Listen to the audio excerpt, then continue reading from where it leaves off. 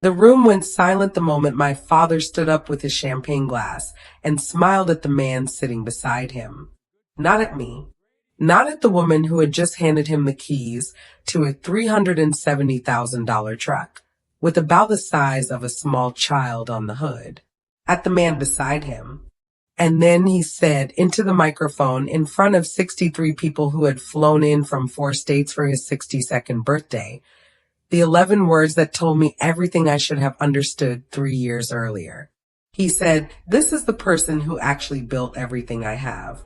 If you're interested in this topic, hit the like button, subscribe, and type "interested" in the comments, and I will give you a heart. I want to take you back to the beginning of this story because the beginning is not the birthday party, and it is not the truck, and it is not the 11 words my father said into a microphone in front of 63 people who had flown in from 4 states to celebrate him.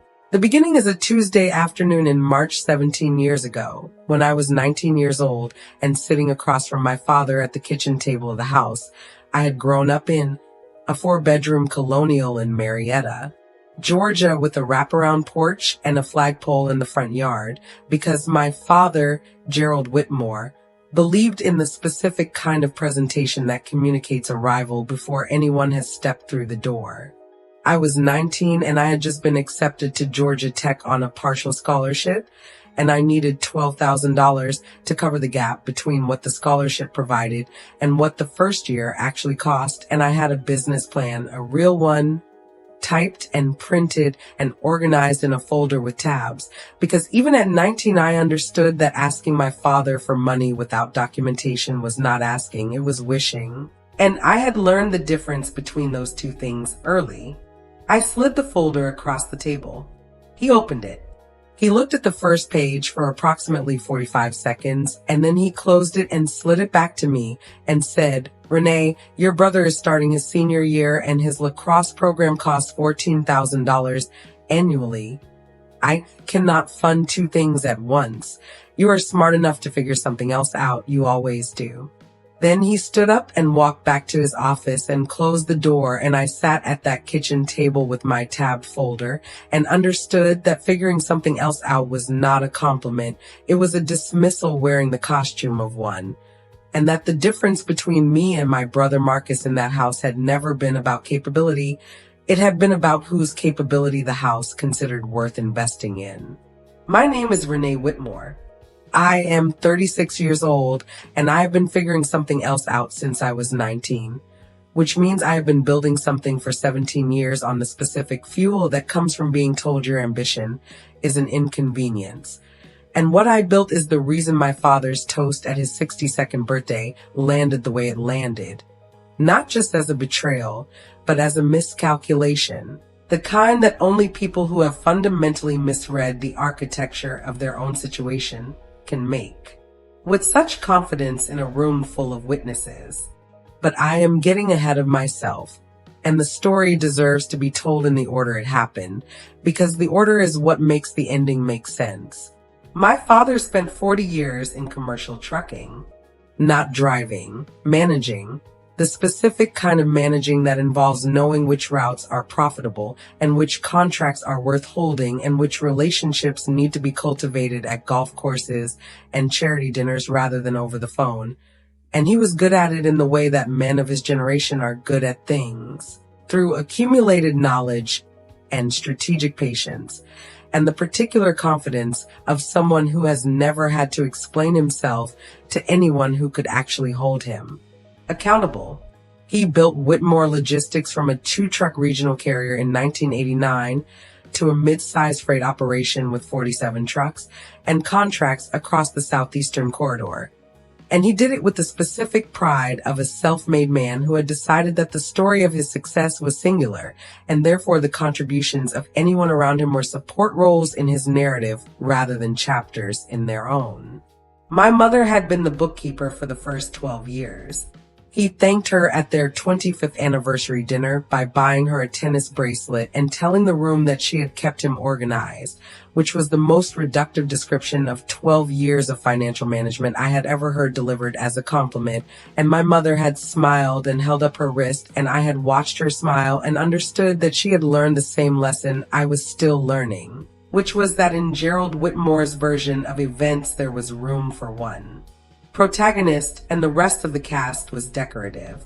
Marcus is 4 years older than me, and the specific ease with which he moved through our childhood tells you everything about the gravitational field of our family. He was not malicious. I want to be precise about that. He was simply the beneficiary of a system that had decided he was the investment and I was the dividend, which meant his failures were temporary setbacks and mine were evidence of limitation. And his ambitions were resources to be funded and mine were problems to be managed. When Marcus's first business venture failed in 2012, a restaurant in Buckhead that lasted 14 months, my father absorbed the loss without comment and told Marcus at Sunday dinner that every entrepreneur needs a first failure to calibrate their instincts. When my first business generated $80,000 in its second year, my father told a family friend at a holiday party that Renee had found a nice little side project, which is what $80,000 looks like when someone has decided that your success does not fit the story they are telling about the family. I want to stop here for a moment because I know this story is finding people in a lot of different places, and I genuinely want to know where you are right now. Drop your city, your state, wherever you are watching from in the comments. I read them. And I want to know who is in this room with me, because I think the people who find their way to a story like this one know exactly what a nice little side project sounds like when it comes out of the mouth of someone who should have said something else entirely.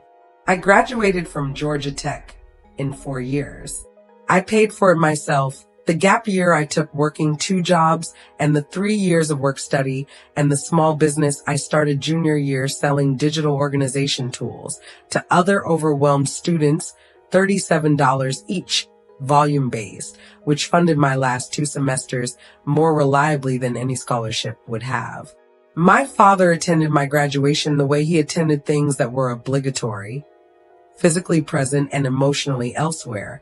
And when I shook the dean's hand and walked across the stage, he took one photograph on his phone and posted it to Facebook with the caption, "So proud of my daughter," which was the first time I could remember him using the phrase in that specific combination. And I remember thinking that public performance of pride is not the same thing as private investment in someone's future, and that I had learned to tell the difference at 19 at a kitchen table with a tabbed folder. After graduation, I went to work for a logistics software company in Atlanta. Entry level, $62,000 a year, learning the operational side of an industry I had grown up adjacent to, but never been invited into. And within 3 years, I had been promoted twice and was managing enterprise accounts worth more than my father's entire annual freight revenue, which was information I kept to myself the way I kept most things to myself by then.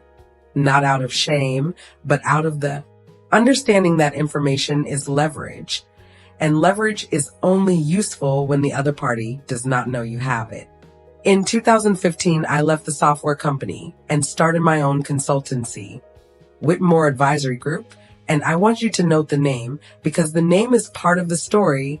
The decision to put my name on the door of something I built entirely alone is a decision that will matter before this story is finished. The consultancy specialized in operational efficiency for mid-sized freight carriers, which is either ironic or inevitable depending on how you look at it.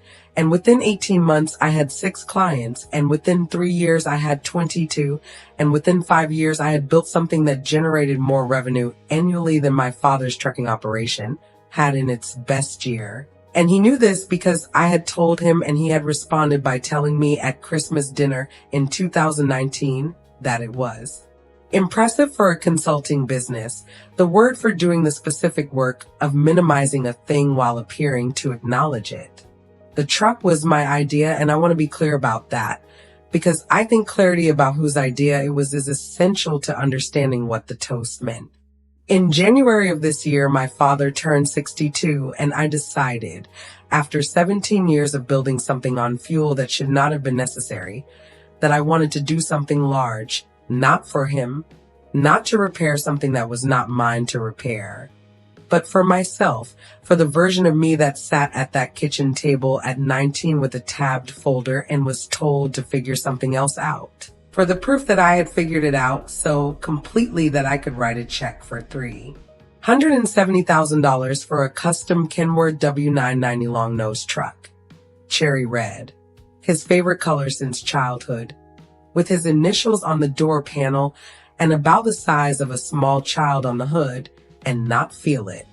The party was at the Whitmore family property in Alpharetta, 63 guests, catered, string lights over the back lawn, a band my brother Marcus had hired because Marcus was always involved in the production of family events and never in the funding of them.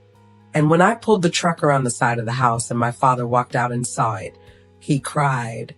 Genuinely, the kind of tears that come from being surprised by generosity you did not expect.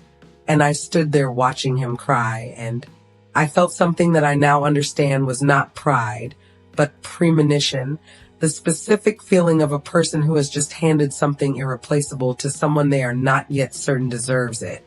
And what my father said 3 hours later at the microphone confirmed everything that feeling was trying to tell me. What he did not know, standing there with his champagne and his 11 words, and the man beside him who he had just told 63 people had actually built everything he had, was that the truck was not the most valuable thing I had brought to that party. What I had brought with me to that party, in a folder on the front seat of my car in the driveway, was a document that made the truck look like a footnote, and I had been carrying it for 3 years, waiting for the moment I would need it, and the moment had just arrived. 63 people were standing on the back lawn of the Whitmore family property in Alpharetta when my father finished his toast. And I want to describe what happened in that room in the specific sequence it happened, because the sequence matters and because my instinct in the moment was to control my face before I controlled anything else, which is a skill I had developed over 17 years of being underestimated by the one person whose estimation should have meant something different. My father set down the champagne glass and put his arm around the man beside him, and the man beside him was Raymond Cole, 58 years old, my father's business partner of 11 years, the man who had come into Whitmore Logistics in 2013 when my father needed operating capital and had provided $400,000 in exchange for a 30% stake in the company. The man my father had been golfing with every Saturday morning for a decade. The man whose name appeared on a partnership agreement that I had read in full in 2021, and that contained language my father had apparently never expected anyone outside that agreement to examine with the attention I had given it. My father said, Raymond has been the backbone of everything I built, the strategy, the vision, the staying power. Everything you see here tonight exists because Raymond believed in this company when no one else did. And the room applauded because rooms applaud when a man with a microphone speaks with conviction regardless of whether the conviction is accurate. And I stood in the back of that lawn with my champagne untouched and my face composed, and I thought about the folder in the front seat of my car, and I thought about the 3 years I had spent preparing for a moment I had not known would look exactly like this one. Let me tell you how the folder came to exist, because that is the part of this story that most people would not have done, and that I did, because I am the person who graduated Georgia Tech on money I earned myself and built a consultancy that outturned my father's trucking operation and kept every piece of documentation from every professional engagement I had ever entered, including the ones that had no immediate strategic value, but that I kept anyway, because I understood at a cellular level that the record of what happened is always more reliable than anyone's memory of it, including your own. In 2018, 3 years before I read the partnership agreement in full, my father had called me and asked me to consult on Whitmore Logistics at no charge. Family rate, he called it, which was his way of saying free. because the company was experiencing what he described as some operational inefficiencies that he thought my expertise might address. I want to be precise about what he was actually asking. He was asking the daughter he had told to figure something else out at 19, whose $80,000 second-year revenue he had described as a nice little side project, whose graduation photograph he had posted to Facebook with a single caption and no private conversation. To apply the skills she had built without his support to repair the operational foundation of the business, he had funded her brother's lacrosse career instead of her education to protect. I said yes. I want to be honest about why. I said yes because I am good at what I do and because Whitmore Logistics employed 47 people whose livelihoods had nothing to do with my father's failures as a parent, and because I had learned by 2018 that keeping a door open is not the same as being naive about what is on the other side of it. And because I had already begun to understand that my proximity to the company's operational data was going to tell me something eventually that would matter in a way I could not yet articulate. I spent 8 months consulting for Whitmore Logistics in 2018 and 2019, and what I found was not just operational inefficiency. It was structural fragility, the specific kind that accumulates in a business when the person running it has been making decisions based on relationship loyalty rather than financial discipline for long enough that the relationships have become load-bearing walls in a structure that was never designed to hold that kind of weight. The Raymond Cole partnership was the most significant example. The $400,000 investment in 2013 had been documented in a partnership agreement that my father had signed without what I would consider adequate legal review, which meant that several clauses in that agreement were more favorable to Raymond than my father appeared to understand, including a clause that gave Raymond the right of first refusal on any sale or transfer of company assets above a threshold value, and a clause that defined the partnership dissolution terms in language that, depending on the circumstances of dissolution, could result in Raymond receiving significantly more than his stated 30% stake. I flagged these clauses in my consulting report. I delivered the report to my father in a meeting in his office in February 2019. He looked at the relevant pages for approximately the same amount of time he had looked at my tab folder at 19, which was less than a minute, and he said, "Raymond and I have an understanding that goes beyond paperwork." And I said, "Dad, the paperwork is what the court reads, not the understanding." And he said, "I appreciate your work. Renee, I'll handle it." And he closed the report and set it on his desk, and I understood from the way he set it down that he was not going to handle it. And so I made a copy of the partnership agreement before I left his office, which was something I had the right to do as a retained consultant. And I put it in a file that I labeled Whitmore Logistics Partnership Review 2019. And I kept it. I want to stop here because I know this story is traveling and I want to know where it is landing. Drop your city, your state, your country in the comments right now. I mean it genuinely every time I ask, because the people who are drawn to a story about what happens when documentation meets patience are a specific kind of person, and I want to know where you are. Between 2019 and 2021, I continued to watch Whitmore Logistics from the outside. Not because I was surveilling it, but because the freight industry is not large and I had 22 clients operating in the same southeastern corridor, and information moves through an industry the way water moves through a landscape, along the paths of least resistance. And what reached me through normal professional channels in 2021 was that Whitmore Logistics had taken on a significant debt load in 2020 during the pandemic disruption, and that my father had restructured the company's operating agreement with Raymond Cole in exchange for an additional infusion of capital, and that the restructuring had been done quickly and under financial pressure, and without the kind of legal review that a restructuring of that nature required. I requested a copy of the amended agreement through a professional contact who had legitimate access to it as part of a separate business transaction, which is something I want to be transparent about, because I did not obtain any document through any means that was not entirely legitimate. And what I read in that amended agreement is what produced the folder that was sitting in the front seat of my car at my father's 62nd birthday party while he stood at a microphone and told 63 people that Raymond Cole had built everything he had. The amended agreement contained a clause that had not been in the original 2013 document, a clause that had been added during the 2020 restructuring.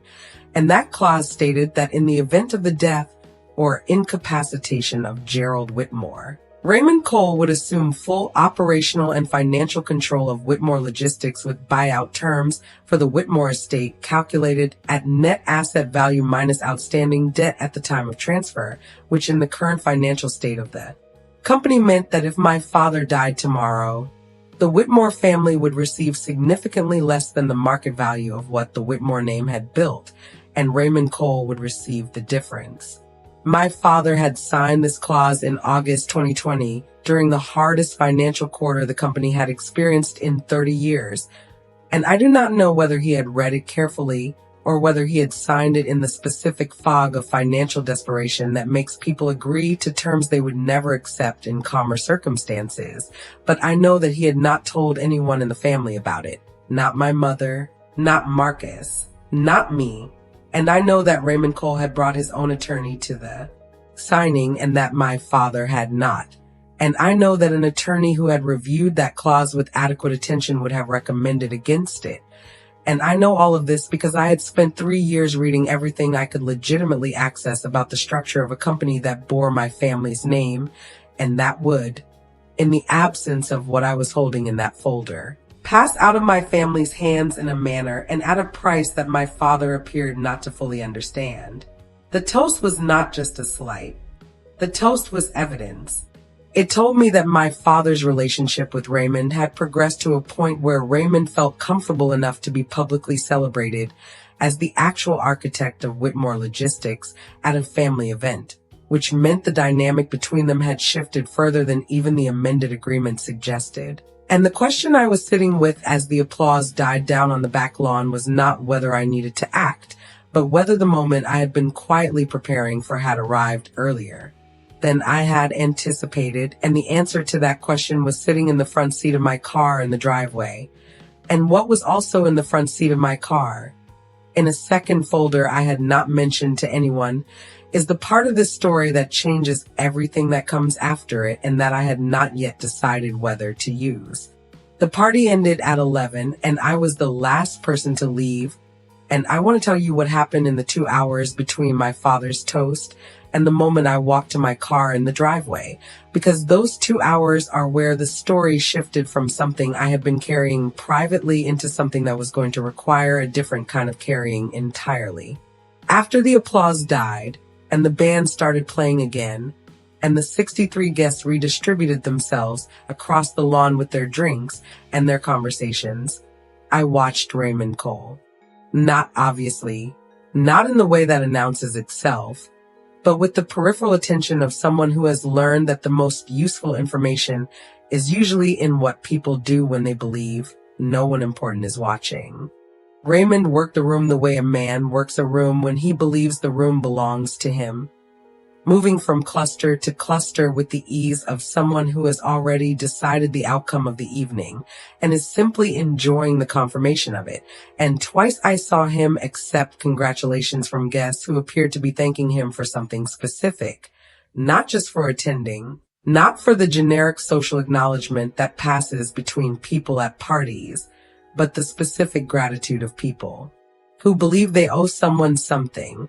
And I filed that observation in the same place I filed everything, quietly, precisely, without attaching a conclusion to it before the evidence warranted one. My father found me near the end of the evening, standing at the edge of the lawn where the string lights stopped and the dark began, and he put his arm around my shoulder and said, "Renee, the truck is unbelievable. I do not know how you did it." And I said, "I just wanted you to have something you would remember." And he said, "I will remember this night for the rest of my life." And I thought about the 11 words he had said into the microphone 3 hours earlier, and I thought, yes, you will. And I kept my face in the shape of a smile, and I held it there until he moved back toward the party, and I stood alone at the edge of the light for a moment and made a decision. I had come to the party with 2 folders in the front seat of my car, and I had intended to drive home with both of them to continue the process of waiting for the right moment with the discipline I had maintained for 3 years. But the toast had changed the calculus, and I needed to understand how much it had changed before I could determine what to do next, which meant I needed to make a phone call before I left that driveway. And the person I needed to call was my attorney. Her name is Patricia Owens, and she has been my business attorney for 9 years, a woman in her early 50s who practices with the specific efficiency of someone who charges by the hour and respects her clients enough not to waste it.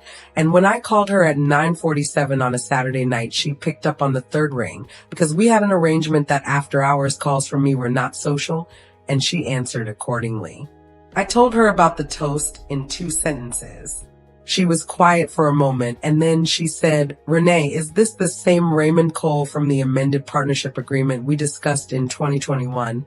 And I said yes, and she said, "And your father introduced him publicly as the person who actually built everything he has in front of 63 witnesses. And I said yes, and she said, "I need you to come to my office Monday morning, 9 o'clock. Bring both folders." And I said, "You know about the second folder?" And she said, "I know you and I know that. You do not drive to a family event with 1 folder when 2 folders exist." And I said, "Monday morning, 9 o'clock. And I ended the call and walked to my car and sat in the driver's seat with both folders on the passenger seat, and the cherry red Kenworth W990 visible in the glow of the property lights behind me with its spouse still on the hood. And I thought about 19 and the kitchen table and the $12,000 I had needed and the tabbed folder I had prepared and the 45 seconds my father had spent looking at it before he slid it back across the table and told me to figure something else out. And I thought I did. Monday morning, Patricia's office was on the 14th floor of a building in Midtown Atlanta with windows that looked out over the city in the specific direction of Alpharetta, which is either coincidence or the universe's sense of spatial irony. And I laid both folders on her conference table, and she opened them in the order I had numbered them, and she read with the focused silence of a woman who has been doing this long enough to know that the document you almost overlooked is usually the one that matters most. She spent 40 minutes reading, and I spent those 40 minutes looking out the window and thinking about Raymond Cole working the room on Saturday night, and the guests accepting his congratulations, and the specific ease with which he had stood beside my father at the microphone, as though the standing beside had been the plan all along. Patricia closed the second folder and looked at me and said, "Where did you get the operational audit?" And I said, "I conducted it myself in 2022 as part of a standard competitive analysis for one of my clients who was evaluating a potential acquisition in the Southeastern Freight Corridor," which was true. And she said, "And Whitmore Logistics was in the analysis pool." And I said, "Every mid-size operator in the corridor was in the analysis pool." And she said, "And what the audit revealed about the amended partnership agreement's effect on the company's transferable value. You obtained that through your own professional analysis of publicly accessible financial disclosures and the 2021 agreement copy you made as a retained consultant." And I said, "Correct." And she said, "Renee, do you understand what you are sitting on?" And I said, "I have a reasonable idea." And she said, "Let me be more specific. I want to stop here because I know this story is reaching a wide room, and I want to know who is in it. Drop your city, your state, wherever you are watching from right now in the comments. I always mean it when I ask, and today, especially I want to know because what Patricia told me in that conference room on a Monday morning in Atlanta is the kind of information that changes the shape of a story you thought you already understood. And I want to know who is sitting with me when it lands. Patricia told me that the amended partnership agreement contained what she described as a constructive divestiture mechanism, which is a legal phrase for a clause that functions to transfer value out of an entity, without appearing to do so on the surface, and that the clause my father had signed in August 2020 regarding dissolution and death or incapacitation transfer was not simply unfavorable to the Whitmore estate. It was structured in a way that suggested it had been designed by someone with specific knowledge of the company's asset-to-debt ratio at the time of signing, knowledge that would have allowed them to calibrate the buyout terms precisely enough to ensure that the Whitmore estate received the minimum possible value, while Raymond Cole received the maximum, and that this kind of precision in a partnership agreement was not the result of aggressive, but standard negotiation. It was the result of someone knowing things about the company's internal financial position that should not have been available to them at the time the agreement was drafted unless they had access to information they were not supposed to have. She said, I want to look at the timing of when Raymond's attorney received the financial disclosures that informed the buyout terms, and I want to compare that timing to the company's internal reporting calendar, because if those disclosures reached Raymond's side before they were externally available, we have a different kind of problem than an unfavorable contract. We have a potential breach of fiduciary duty and possibly something more serious, depending on how the information was obtained. She looked at me. She said, and I need to ask you something directly. Did Raymond Cole have access to Whitmore Logistics' internal financials outside of what the partnership agreement entitled him to see? I looked at her and said, that is exactly the right question, and I think I know how to find the answer. And she said, how? And I said, because when I consulted for the company in 2018 and 2019, I documented every system access point and every person who had credentials to the company's financial management software. And Raymond Cole's access level at that time was limited to quarterly reporting summaries. But in the audit I conducted in 2022, I found evidence that the financial management software had been accessed from an IP address associated with Raymond Cole's primary business location during a period in July 2020, 5 weeks before the amended agreement was signed, and that the access had included the company's internal debt restructuring projections, which were not part of the quarterly summary package and which Raymond had no authorized access to, and that this access had not been logged in the company's official access record, which meant either the logging function had been disabled for that session, or someone inside the company had granted access in a way that bypassed the standard audit trail. Patricia was very still for a moment, and then she said, you have documented evidence of unauthorized access to confidential financial data prior to the signing of an agreement that benefited the accessing party. And I said, I have documented evidence of access.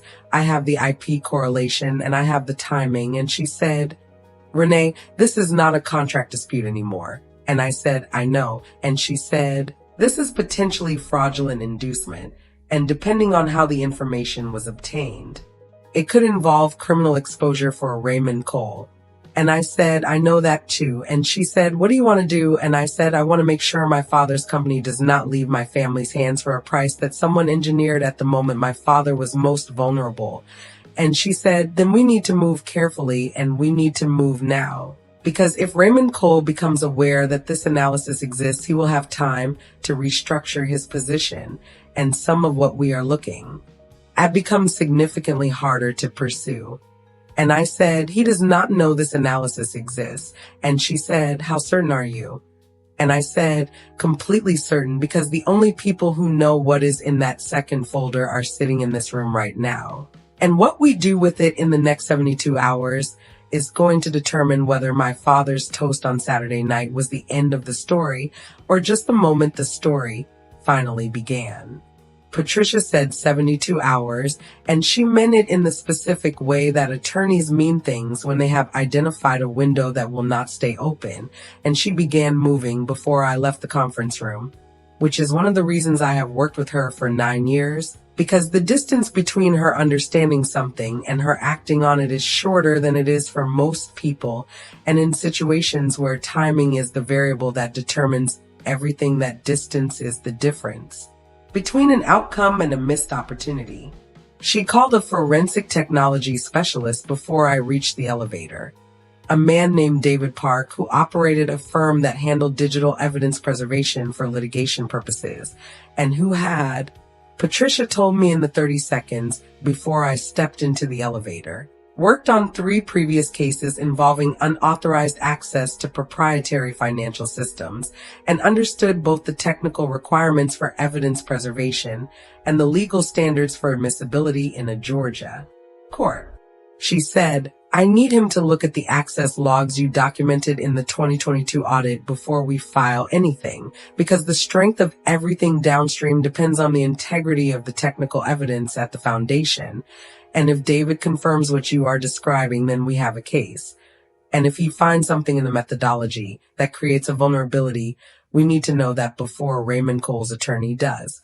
I drove home from Patricia's office on Monday morning, and I want to tell you what the drive felt like, because I think the feeling is part of the record, and I have been trying in this story to be honest about the internal experience alongside the external one. It felt like the specific calm that comes after a long period of carrying something heavy and finally setting it down in the right place. Not relief exactly, because relief implies the problem is resolved, and the problem was nowhere near resolved. But the calm of alignment of a person who has been moving in a direction for 3 years and has finally arrived at the place where the direction becomes visible as a direction rather than just movement. I had built the consultancy on the Southeastern Freight Corridor in part because it kept me proximate to an industry I understood, and in part because proximity meant information, and information meant that when the moment came, and I had believed for 3 years that the moment would come, I would have what I needed to meet it. The moment had come on a Saturday night with 11 words into a microphone, and I had the folders, and I had Patricia, and I had David Park's number, and I had 17 years of documentation discipline. And what I did not yet have but was going to need was my father's cooperation, which was the variable I trusted least and had been thinking about longest. My father called me Tuesday morning at 8:47, which was earlier than he usually called, and in a tone that was different from his usual register, not the warm performance of paternal affection he deployed on occasions that called for it, but something underneath that, something that had some frequency of urgency in it that I had not heard from him before. He said, Renee, I need to talk to you about something. And I said I was going to call you today. And he said, can you come to the house? And I said, I can be there at noon. And he said, good. And there was a pause. And then he said, the truck is really something. And I understood that he was using the truck as a bridge across the awkwardness of asking me to come because he needed something rather than because he wanted to see me, which was a dynamic I recognized from every significant conversation we had ever had. And I said, I'm glad you love it. And I hung up and called Patricia and told her my father had reached out, and she said, do not tell him anything about what we are doing until David Park has finished his analysis. And do not ask him anything that could alert him that you are investigating Raymond, because if he mentions anything to Raymond before we are ready, the window closes.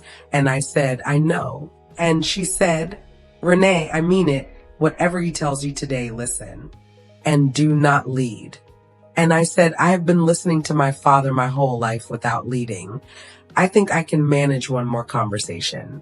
The house in Marietta looked the same way it had always looked, the colonial with the wraparound porch and the flagpole in the front yard.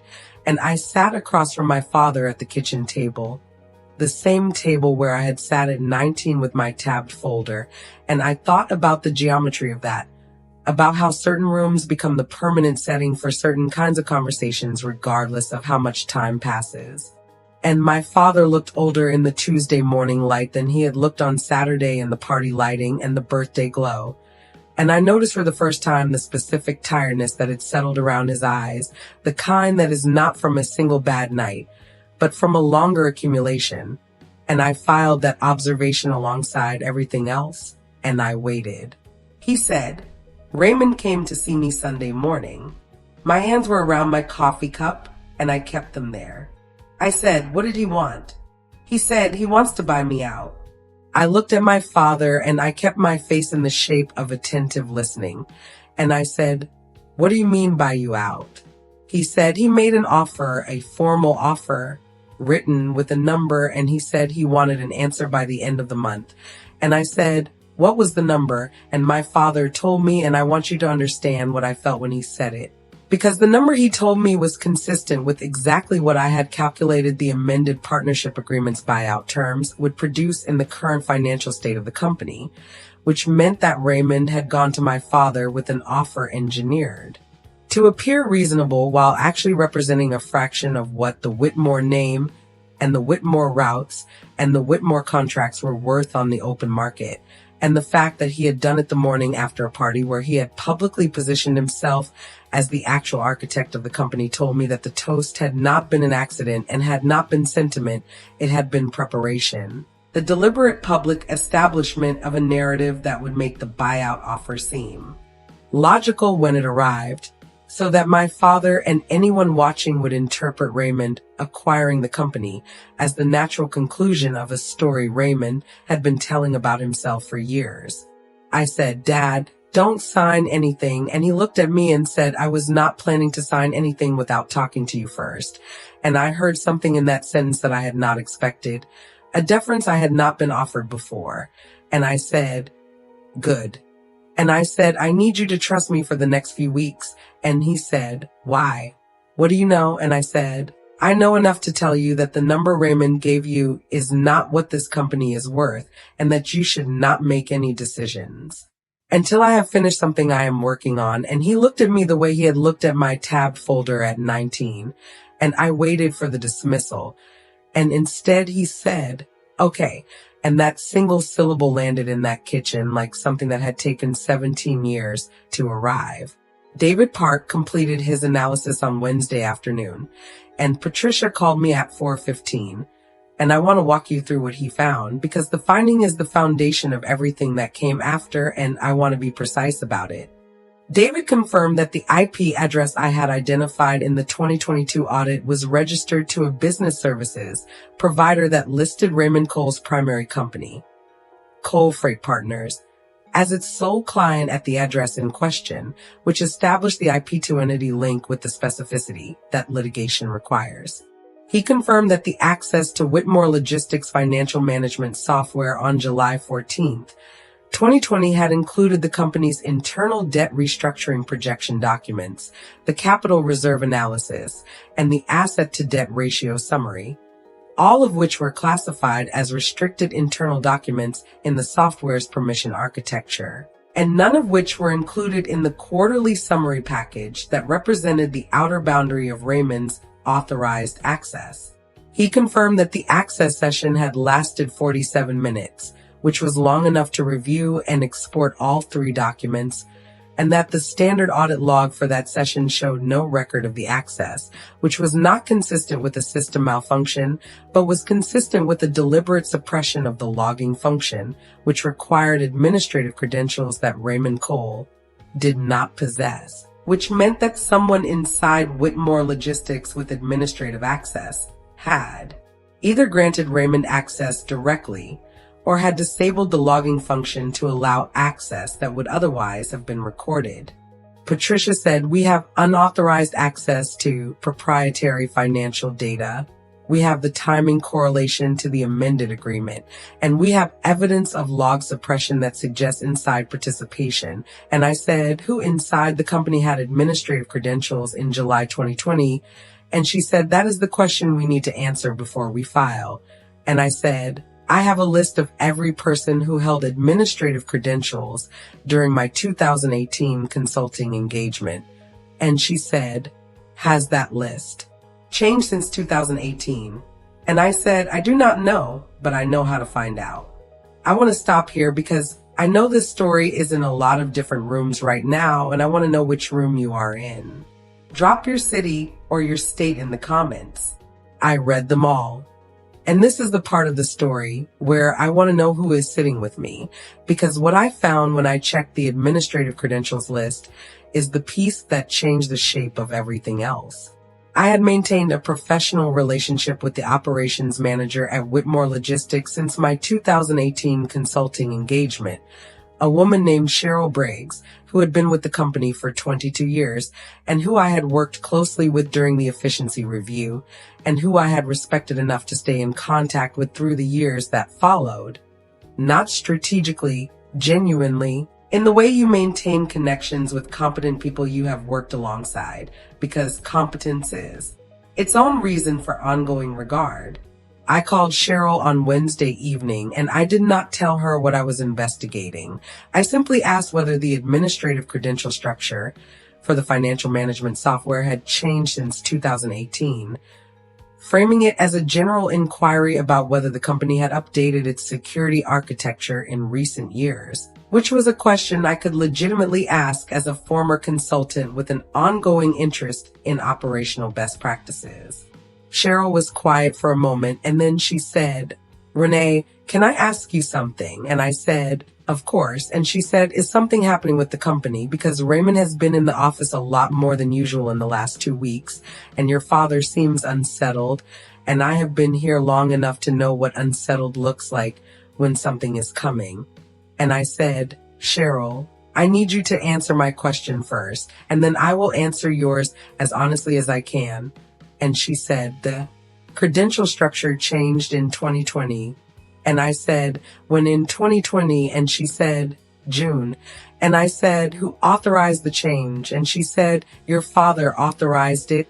And I said, "And what changed?" And she said, "Raymond Cole was given a temporary administrative credential for what your father described as a special audit he had asked Raymond to conduct."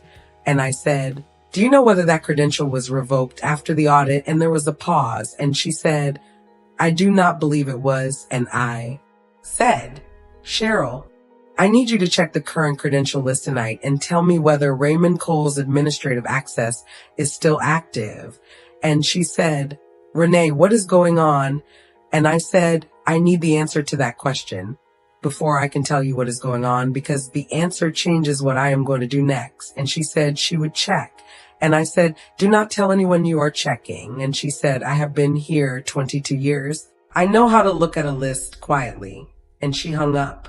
She called me back at 9:17 that evening, and she said, "His credential is still active."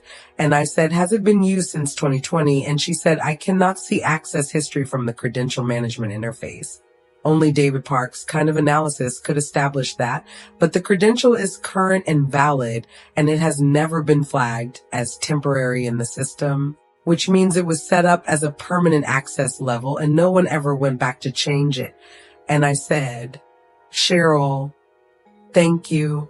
And she said, "Renee, please tell me what this means." And I said, "It means Raymond Cole has had administrative access to Whitmore Logistics financial systems for 4 years without your father knowing it was still active.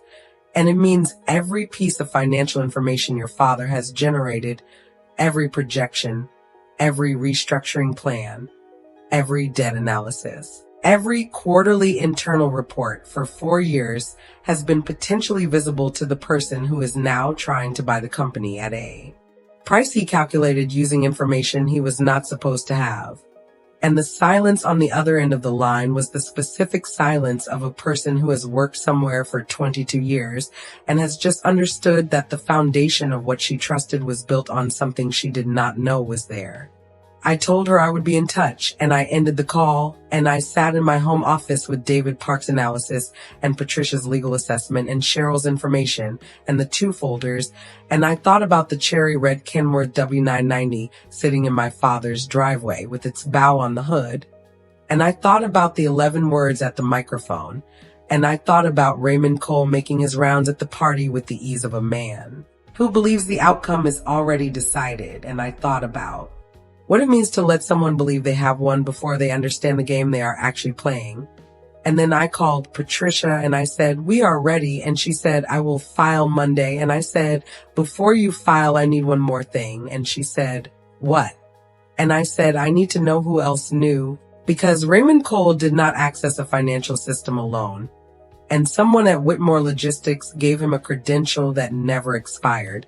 And I want to know whether that was my father's oversight or someone else's decision." And Patricia was quiet for a moment, and then she said, Renee, are you prepared for the answer to that question to be something you do not want it to be? And I said, I have been prepared for things I did not want since I was 19 years old. And she said, I will see you Monday morning. Monday morning arrived the way mornings arrive, when you have not slept enough, but your mind has been running at full capacity since before the alarm, with a clarity that is indistinguishable from exhaustion, except that everything feels sharper rather than duller, and the details you might otherwise move past stay in focus longer than they need to. I was at Patricia's office at 8:45, and she was already at the conference table with 4 stacks of documents organized by category and David Park's forensic report bound in a blue cover at the center of the table like the keystone of an arch. And she looked at me when I walked in and said, before we talk about the filing, I need to tell you what I found out over the weekend. And I sat down and I said, tell me. She had retained a corporate intelligence specialist, a woman named Sandra Okafor, who had spent 12 years as a financial crimes investigator before moving to private practice, and Sandra had spent the weekend pulling every public and legitimately accessible record connected to Raymond Cole Freight Partners, and the Whitmore Logistics Partnership going back to 2013. And what she had found was a pattern that became visible only when you laid the documents in chronological sequence and looked at the timing rather than the content in isolation. In 2013, when Raymond had provided the $400,000 investment in exchange for 30% of Whitmore Logistics, the source of that capital had been a liquidation of a previous partnership, a regional carrier called Southeastern Transport Solutions that Raymond had been a minority partner in, which had dissolved in 2012 under circumstances that the public record described as mutual agreement, but that Sandra had found, through court filings in a separate civil matter, had actually involved allegations by the majority partner that Raymond had used proprietary route information from the company to establish competing client relationships before the dissolution was finalized. The allegations had been settled out of court with a non-disclosure agreement, and Raymond had walked away with his investment liquidated and his reputation publicly intact and $400,000 looking for a new home. And he had found that home in Gerald Whitmore's company in 2013, which meant that the pattern Sandra had identified was not a single incident, but a methodology, a way of operating that moved from opportunity to opportunity using the access that trust provided, and exiting with more than he had entered with each time. And Whitmore Logistics was not the first company Raymond Cole had positioned himself to acquire below market value, using information he had obtained through access that exceeded what he was entitled to. Patricia said, Sandra is prepared to provide a sworn declaration about her findings, and David Park's forensic analysis is ready for submission. And I have drafted the filing, but I want you to understand what we are filing before you decide to proceed. Because once this is in the system, it becomes part of the public record, and Raymond Cole will know within hours of filing that you are the origin of it. I said, I understand that. She said, and your father will know too. And his response to finding out that his daughter has been conducting a parallel investigation into his business partner for 3 years without telling him is something you need to be prepared for. And I said, I have been prepared for my father's responses my whole life. And she said, this one may be different. And I said, then it will be different. But what we are filing is true and documented, and I am not going to not file it because my father might be uncomfortable about how it came to light. And Patricia looked at me with the specific expression she has when she has said what she needed to say and has received the answer she needed to receive and is ready to move. And she said, then we file today. I need to tell you about the second question I had asked Patricia at the end of our previous conversation, the question about who else knew. Because the answer to that question is what made the Monday morning filing more complicated than a straightforward corporate fraud case, and what produced the most difficult conversation of my adult life, and what I believe ultimately determined the outcome in a way that a filing alone could not have. Sandra's investigation had turned up something that Patricia had not called me about over the weekend because she had wanted to deliver it in person. which told me before she said it that the information was of the kind that lands differently when someone is watching your face. She pushed a document across the table toward me. It was a bank record, not from Whitmore Logistics and not from Raymond Cole, but from a personal account, and the account holder's name was Marcus Whitmore, my brother, and the document showed a series of transfers beginning in September 2020, 1 month after my father had signed the amended partnership agreement, transfers from an LLC called Cole Advisory Services to Marcus Whitmore's personal account. 12 transfers over 14 months, each one between $8,000 and $15,000, totaling $142,000, and the memo field on each transfer said consulting fees.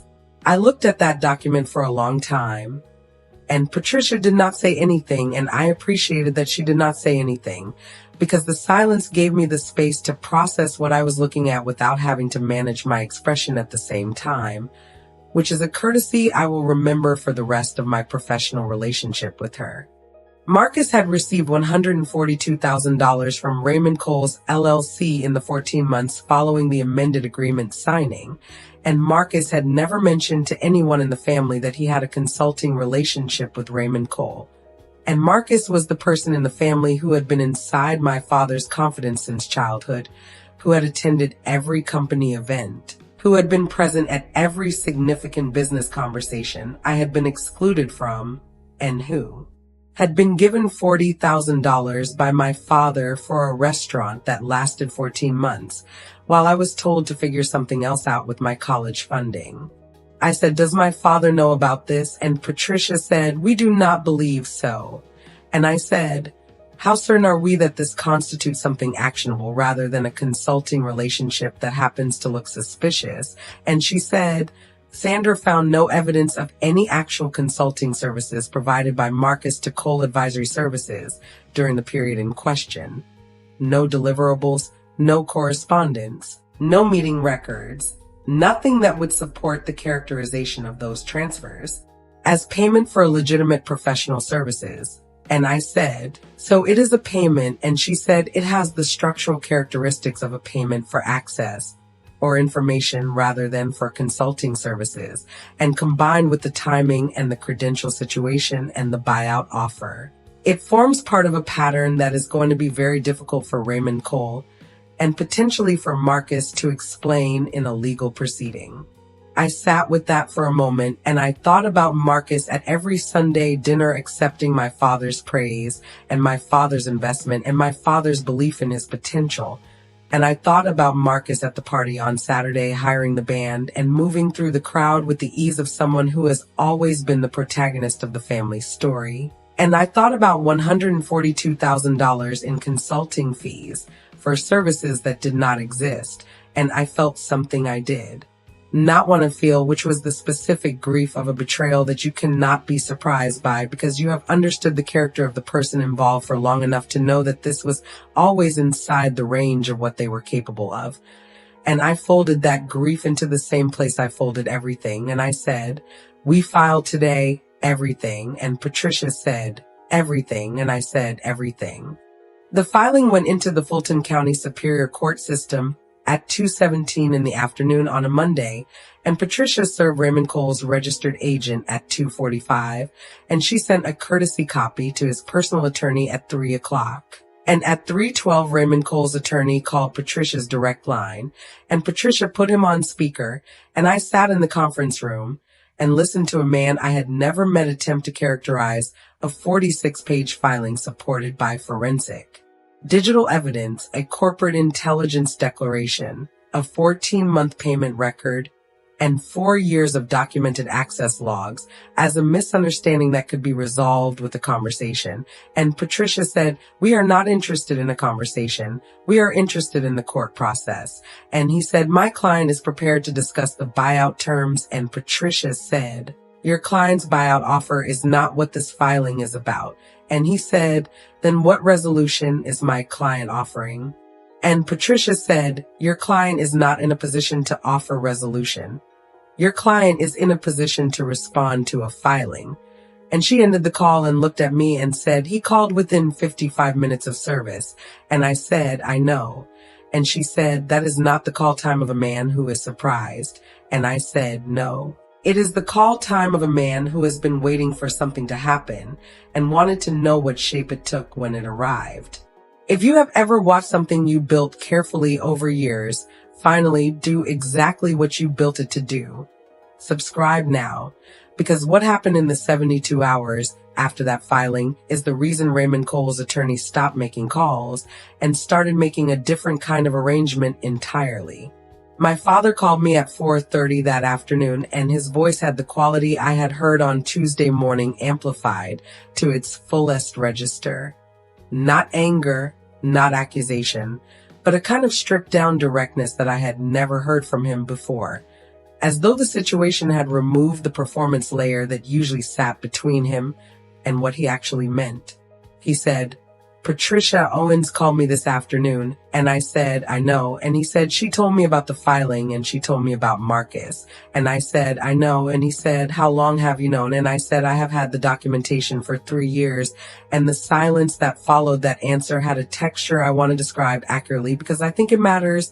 It was not the silence of a man who was angry. It was the silence of a man who was doing a calculation he did not want to do, but could not stop himself from completing the calculation of what 3 years of his daughter holding documentation she had built on her own while he had been managed and positioned and ultimately offered a below-market buyout for everything he had spent his life building actually cost in the currency of what he owed her and what he had failed to understand about her for 17 years. And when he came out the other side of that calculation, he said, "I am sorry, Renee," and it was the first time he had said those words to me in that combination and without a qualifier attached to them.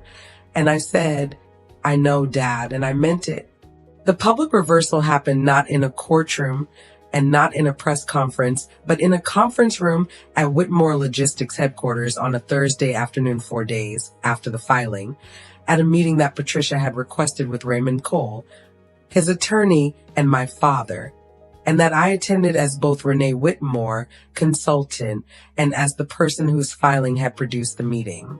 I want to walk you through what happened in that room because the room is where Raymond Cole's architecture collapsed and where the collapse happened in a way that was both more complete and more quiet than I had anticipated, which is the nature of things that fall when the foundation was always the problem rather than the structure. Raymond arrived with his attorney and a demeanor I recognized as the specific performance of a man who has been informed that his position is weaker than he believed and has decided that confidence is the appropriate response to weakness because he has used it successfully in this way before.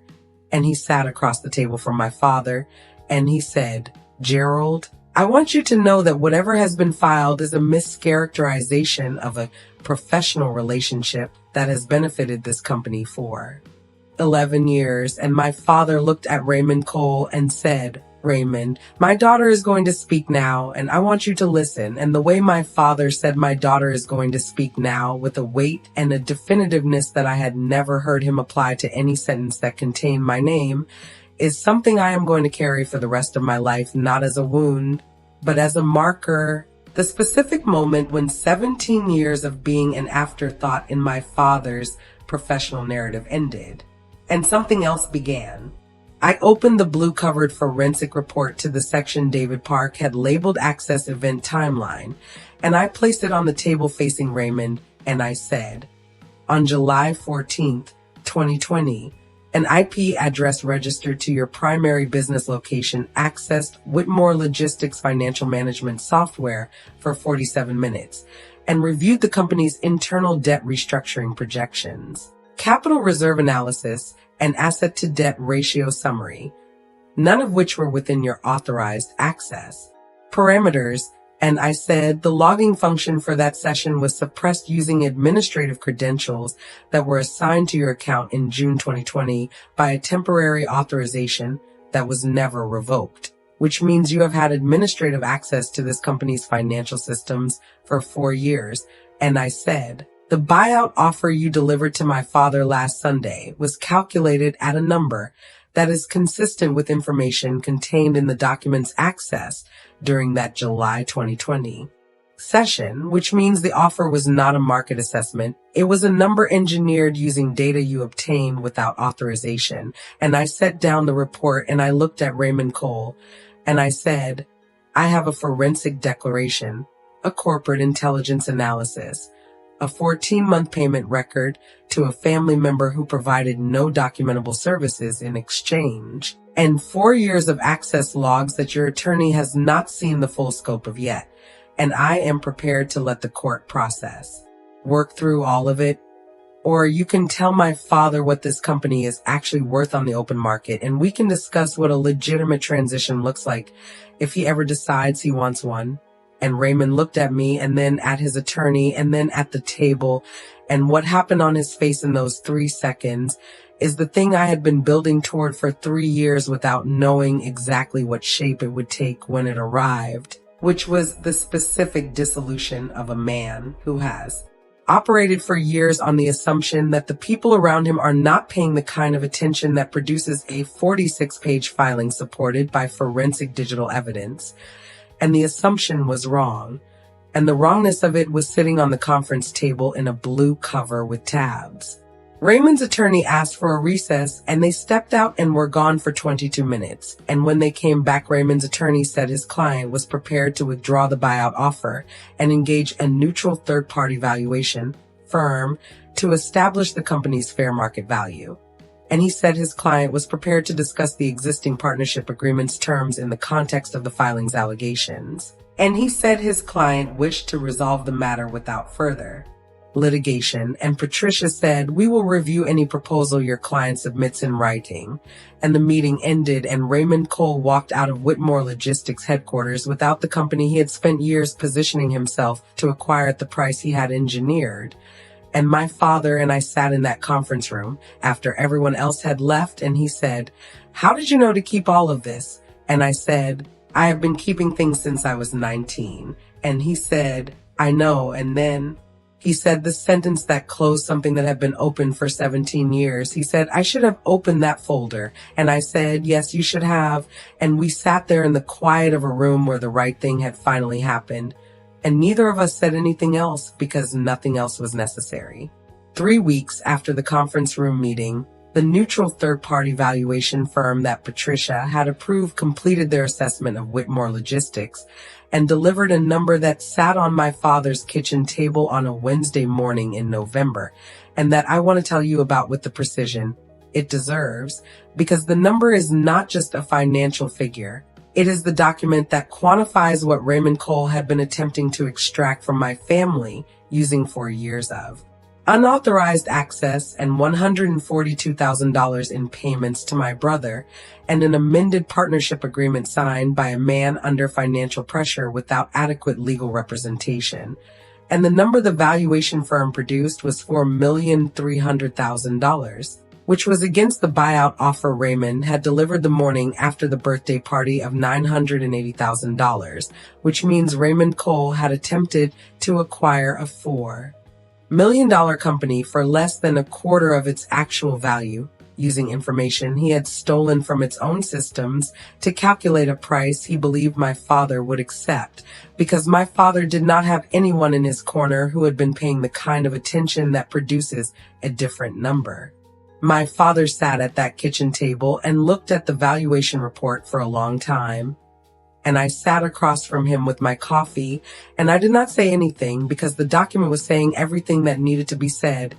And sometimes the right thing to do with a truth that took a long time to arrive is to let it sit in the room and breathe. The legal proceedings that followed the filing moved with the specific momentum of a case that is well documented and structurally sound, which is to say they moved slowly in calendar terms and decisively in outcome terms, which is the nature of litigation when the evidentiary foundation has been built over 3 years by someone who understands that the strength of a case is determined at the preparation stage rather than at the filing stage.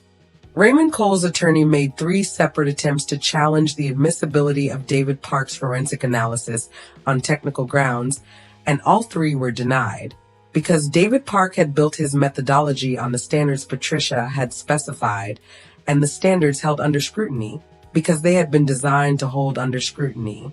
The corporate intelligence declaration from Sandra Okafor was admitted in full. The 14-month payment record from Cole Advisory Services to Marcus Whitmore was admitted as part of the evidentiary record and produced the outcome I had known it would produce when I first saw it on Patricia's conference table, which was a separate legal exposure for Marcus that resolved through his own attorney in a negotiated settlement that I was not a party to, and that I am not going to describe in detail, because the details are not mine to share, and because the relevant fact is not the settlement amount, but what the settlement required, which was Marcus's full cooperation with the investigation into Raymond Cole's access and payment pattern, which is the kind of cooperation that tends to be thorough when the alternative is more expensive than cooperation. Raymond Cole's partnership in Whitmore Logistics was dissolved through a court-supervised process that took 4 months and that used the valuation firm's number as the baseline for calculating his legitimate entitlement under the original 2013 agreement terms, not the amended 2020 terms, because the amended terms had been produced in part through the use of information obtained without authorization, which the court found constituted a material defect in the agreement's formation sufficient to render the amended dissolution clause unenforceable, and Raymond Cole received his 30% stake value, calculated at the legitimate market rate minus the legal cost the company had incurred as a result of the unauthorized access, which produced a number that was significantly smaller than what he would have received under the buyout offer he had delivered the morning after the birthday party, and significantly smaller than what he would have received under the amended dissolution terms he had engineered, and the difference between what he received and what he had been positioned to receive is the mathematical expression of what 4 years of careful documentation is worth when it meets the right legal framework. The freight industry in the Southeastern Corridor is not large, and news moves through it in the way I described earlier, and what moved through it in the months following the court proceeding was not a dramatic announcement, but something more durable, which was the specific professional recalibration that happens when people who work in an industry understand that someone they had trusted and partnered with and recommended to others had been operating with a methodology that was now part of a court record, and Raymond Cole's pipeline of new partnerships dried up in the quiet, conclusive way that pipelines dry up when the information is documentary rather than speculative. And Cole Freight Partners contracted significantly over the following year in ways that I did not engineer and did not monitor, because what happened to Raymond Cole's business after the court proceeding was not my responsibility and not my concern, and I had other things to build. I want to tell you about the cherry red Kenworth W990, because the truck is part of the ending, and I do not want to leave it in the driveway of the birthday party without telling you where it went. My father drove it for 3 months after the party, and then he called me one afternoon in January and said he had been thinking and he wanted to talk. And I went to the house in Marietta and sat at the kitchen table. And he said, "I want to put your name on the company." And I said, "What do you mean?" And he said, "I mean, I want to restructure the ownership so that you have a formal stake and a formal role, not as a consultant, as a partner, a real partner with your name on the documents." And I said, "Dad, I have my own company." And he said, "I know, and I'm not asking you to give it up. I'm asking you to let me do something I should have done a long time ago." And I looked at my father at the kitchen table in the house with the wraparound porch and the flagpole in the front yard. And I thought about 19 and the tabbed folder and the $12,000 and the 45 seconds he had spent looking at the first page before he slid it back and told me to figure something else out. And I thought about the 37 years of consistent underestimation that had produced a woman who kept documentation in cloud drives and conducted parallel investigations and filed 46-page legal briefs while attending birthday parties with bows on trucks. And I said, "I need the partnership documents reviewed by Patricia before I sign anything." And he said, "Of course," and he almost smiled. And I said, "And I want a clause that gives me operational authority on any agreement above a threshold value." And he said, "Whatever you need." And I said, Then yes. And he said, "Thank you, Renee." And I said, "You are welcome, Dad." And the specific weight of that exchange, the simplicity of it after 17 years of everything that had preceded it, is something I am still learning how to carry in a way that does not require either of us to pretend the 17 years did not happen, while also not requiring either of us to live inside them permanently. And I think that is the most honest description of what partial reconciliation looks like when it is real rather than performed, which is that it does not erase the history, it sits alongside it, and you decide every day whether the alongside is worth the cost, and most days I decide that it is.